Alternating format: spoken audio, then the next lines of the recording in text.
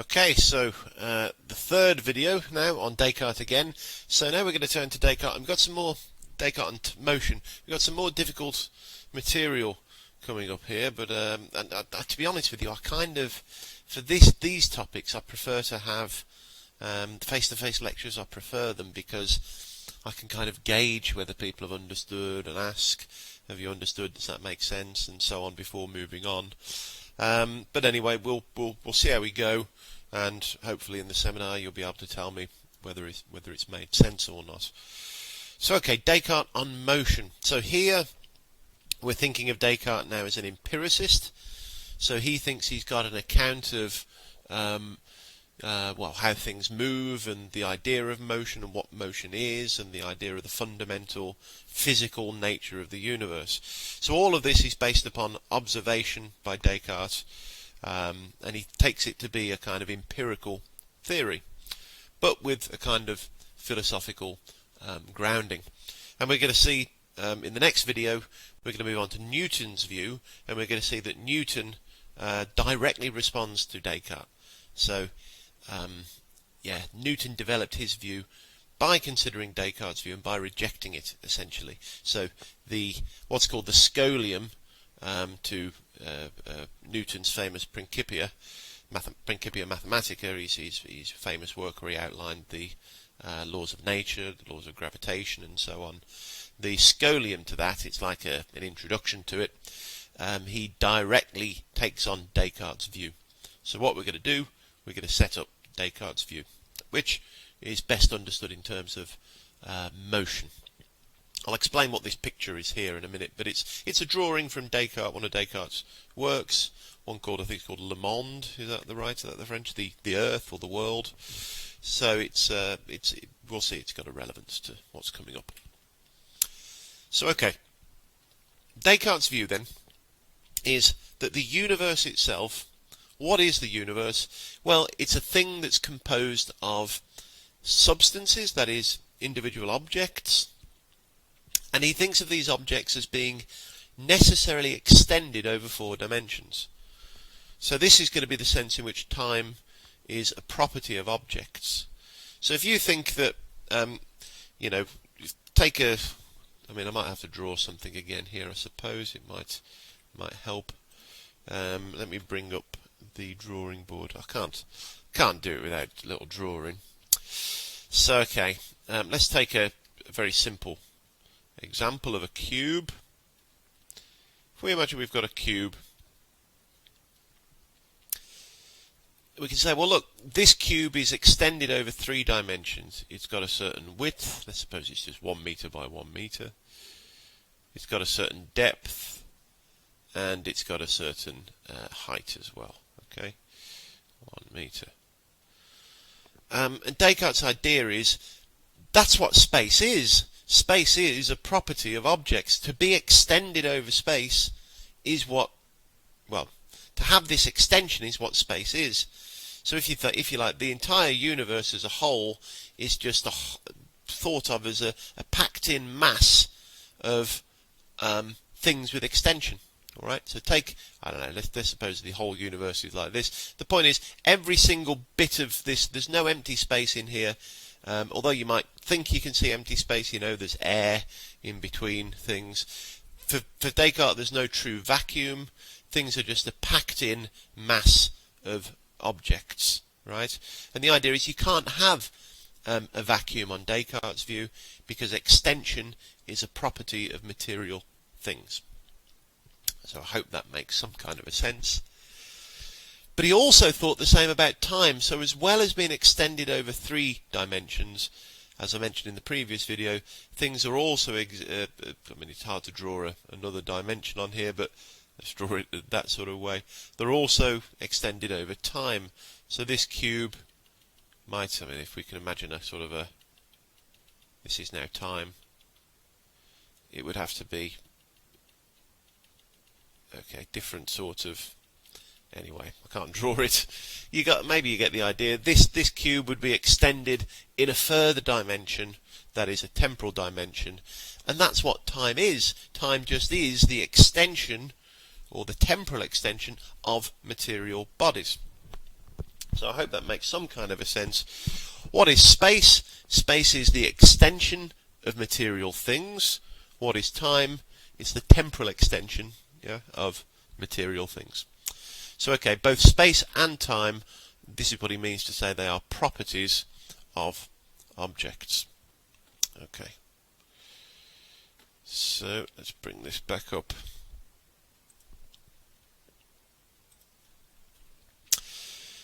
Yes, necessarily extended over 4 dimensions. There's some complications here about the fact that Descartes thought that only extension was an essential property of matter, but that is physical, material, spatial extension, whereas temporal extension was not. But that's to do with a complicated reason, to do with the... Anyway, we won't go into it. Ask me about it in the seminar if you're interested. But yeah, he thought that every single material object that exists is extended over 4 dimensions. You've got your 3 temporal, and that's what space and time are. We could ask though, well, what are the material bodies? And yeah, there's again a little bit of complication here. Descartes does seem to think that you can split up material bodies into indefinitely many parts, so you can keep dividing things up. That is, there's no limit to the amount of times you can divide things up, and there's therefore no smallest thing. You know, every time you think you've got to the smallest thing, it can be chopped up even further. However, he also seems to think, and he also has the view that there are kind of naturally clumping together bits of this stuff. So put like this, matter is infinitely divisible, but certain bits of matter clump together to form the basic objects that make up the universe, right? So think about it like, you know, the universe is made up, so think about atoms, if you like. It's not that atoms are not divisible any further. They're not the absolutely fundamental smallest thing that there are, according to Descartes. They could be broken up, but they sort of naturally stick together and form the basic objects. That's the sort of idea. So we're to think about the universe then as this packed-in mass of naturally occurring clumps of matter, right, that all exist. I mean, there's no space, there's no vacuum. Put that up. A vacuum is impossible. It has to be impossible if extension, temporal extension and spatial extension are properties of material things, because you can't have a spatial extension or a temporal extension without there being an object filling the space, as it were. So, yes, this is known, by the way, as a plenum, this view. So where there is no vacuum and the whole of the universe is a packed-in mass of matter, that's a plenum. And then you've got this thought, well, okay, what's motion or what's movement? And on Descartes' view, if you imagine the universe is this packed-in mass of matter, well, if one thing moves, then other things have got to move out the way for it to move, right? You know, there's no empty space for things to move through. So if one thing moves, everything else has to sort of shift around, right? So what is this? Movement then is just the kind of rearrangement of particles or parcels, let's say, of matter relative to each other. The rearrangement of the parcels of matter, right? I just keep trying to emphasize. Imagine you've got, maybe this is a good way of thinking about it. Imagine you've got a bucket of water with, I don't know, particles suspended in it or something. And what would it be for something to move within the water? Well, there's no gaps in there, so if one thing moves, if somebody's swimming through, or if you're swimming through the water has to move out the way, which then displaces other water within a kind of an enclosed, use the bucket, an enclosed swimming pool or something like that. Then, the movement within the pool is just going to be the rearrangement of the stuff within it, the rearrangement of the particles and the things. Yeah, I hope that makes sense. Now, that's what movement is then. Movement is this rearrangement of particles and matter. We've got here a relationist view, by the way, because time and space can't exist independently of the material objects. So we've got a relationist view we've got an idea about the fundamental or the smallest naturally occurring clumps of matter moving relative to each other, everything swirling around. Okay, all good. But now there comes a problem for Descartes, because it turns out that when you're trying to do the kind of the science for movement, and we'll see that Newton also found that this were true, you need to, I mean, we're not going to go into the details of why, but you need to privilege some movements within the universe. Some things have to be counted as being in true motion, and other things have to be counted as, well, not being in true motion. So, what do we mean by true motion? It's like, well, those are the things which are in some sense really moving. And it turns out to be important because within an empirical theory, you need to account for kind of empirical effects. So you need to account for the notion of force, in other words. How does force get exerted upon things? And true motion turns out to be important for explaining the notion of force. Okay? So we won't go into too much detail about it here. I'll talk a bit more about it in the next video. But for now, the idea is this.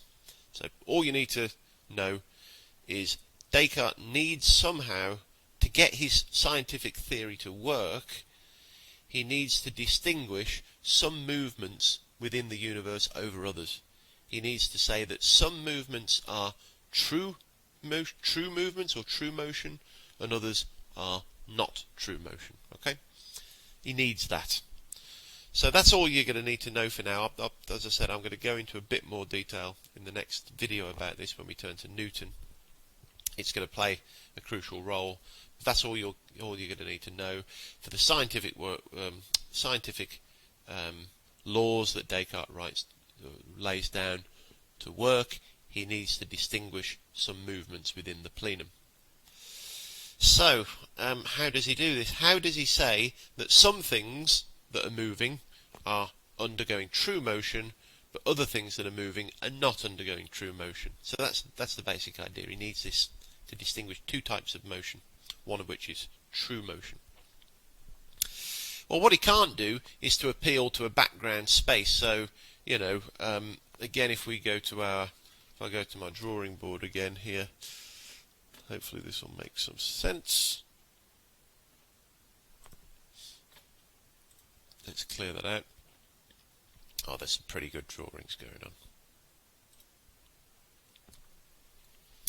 Yeah, okay. So if we think of space as being like some kind of a background, so like a box, this is the idea. So imagine we draw a universe, an empty universe, right? No objects in here at all. Okay? We could perhaps lay down a grid structure. Right? So that's like a completely empty space. What I've drawn is space and maybe time as well. Put it on a fourth dimension, it's hard to do. Then we could put objects within it, right? So here would be an object, and here would be another one, and suppose that one's sort of travelling in that direction. Well, I could say, look, this isn't moving because it's staying still relative to the background space, whereas this one is undergoing true motion because it's moving relative to the background space. Okay? That makes sense. So if we've got a kind of a independently existing space, then we can talk about true motion as being the things which are moving relative to that background space, and the things which are at true rest. So we could say that this isn't in true motion, it's in true rest. They're the things that are not moving relative to that background space.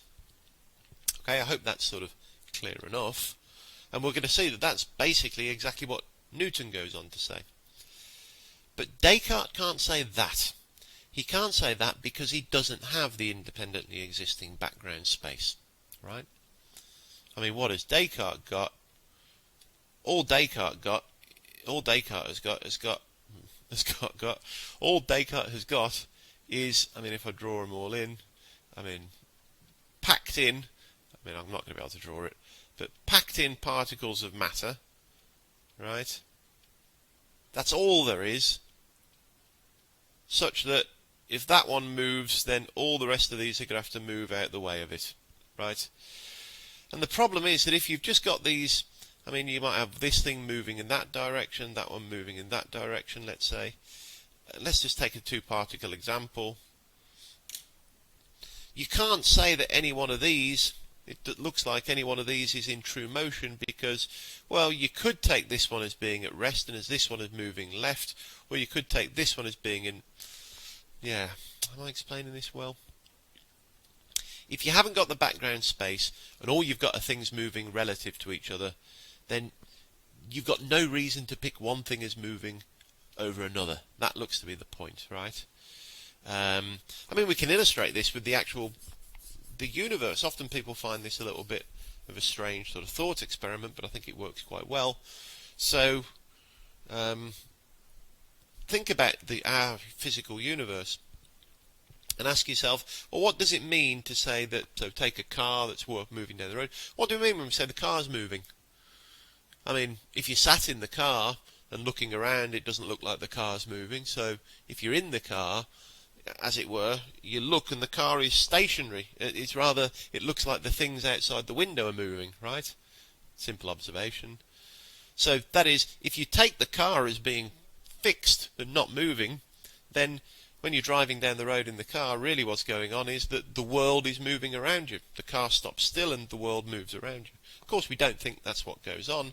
What we generally do is we take the Earth as the fixed point, and then we say, well, no, the car's moving because it's moving relative to the Earth. Right, but that's to take the Earth as the fixed point. Does that mean that the Earth doesn't move? Is the Earth not moving at all?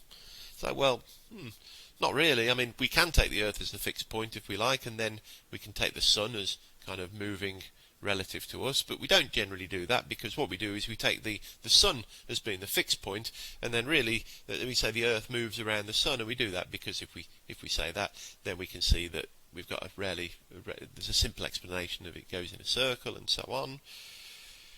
Okay, so does that mean that the Sun doesn't move? The Sun is fixed? Well, not really. In fact, if we can take the Sun as a fixed point as we want, but we don't have to. The Sun actually moves relative to the black hole in the centre of our universe. And does that mean that black hole doesn't move? Well, not really. You get the idea. We can keep pushing this back. There's never anything that we can actually find which we can say is absolutely not moving. It's always one thing is moving relative to another, if we talk about it in this sense, right? Yeah. And that means that there's nothing that can be said objectively in some sense to be moving and other things to be objectively not moving. And that's the problem that Descartes got. Without this fixed background space relative to which things move, all you've got are the things within the universe moving about relative to each other, but then you could take any one of those as being the thing that's standing still and the other things as being moving. There's nothing that privileges one over another. Okay. I hope that makes some kind of sense.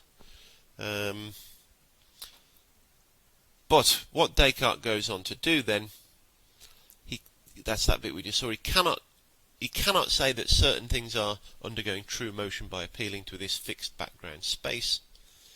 But what he does, he pulls this rather clever trick, I suppose, and it does seem to me to be a trick, and we'll see Newton demolishes this trick. He really does take it apart, but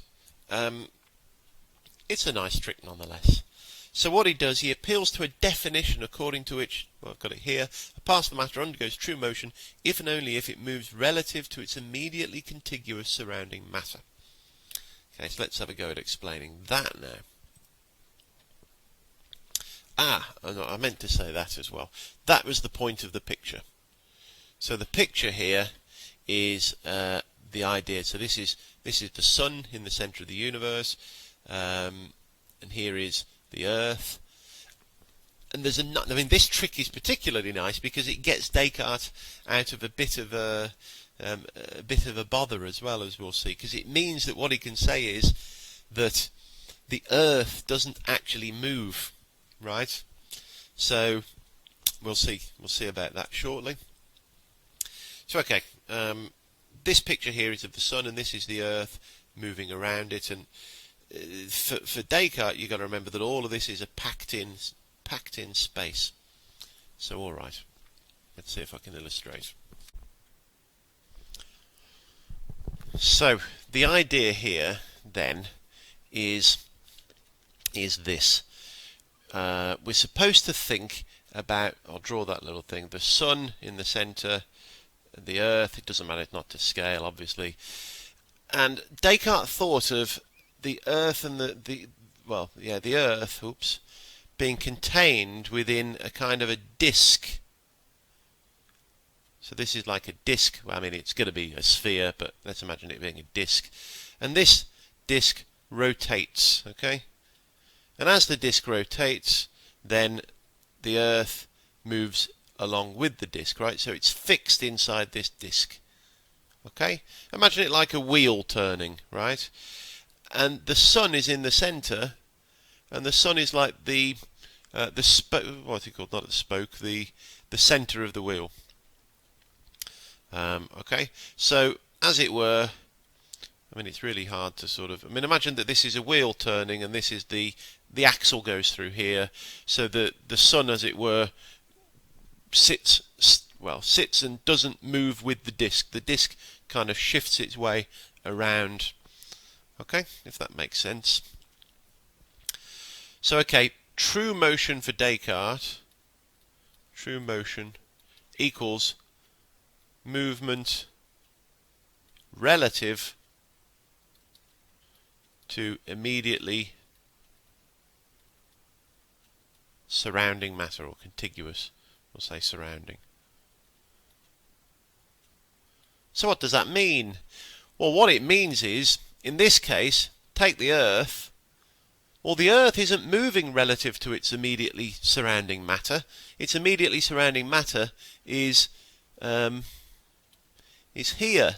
This is its immediately surrounding matter. It's the bit of the disk, as it were, that it's embedded within. And it doesn't move relative to the bit of the disk that it's embedded within. It moves along with the whole disk around right here. So that means that according to Descartes is able to say, oh, it doesn't matter, I have it in red, the Earth does not undergo true motion. Okay? And the Earth doesn't undergo true motion because it doesn't move relative to the disk, as it were, the space in which it's embedded in. However, consider the Sun.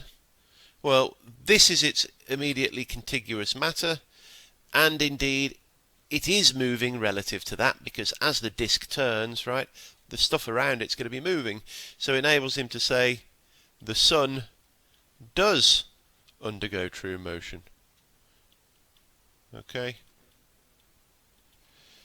This gets Descartes out of a bit of a bother.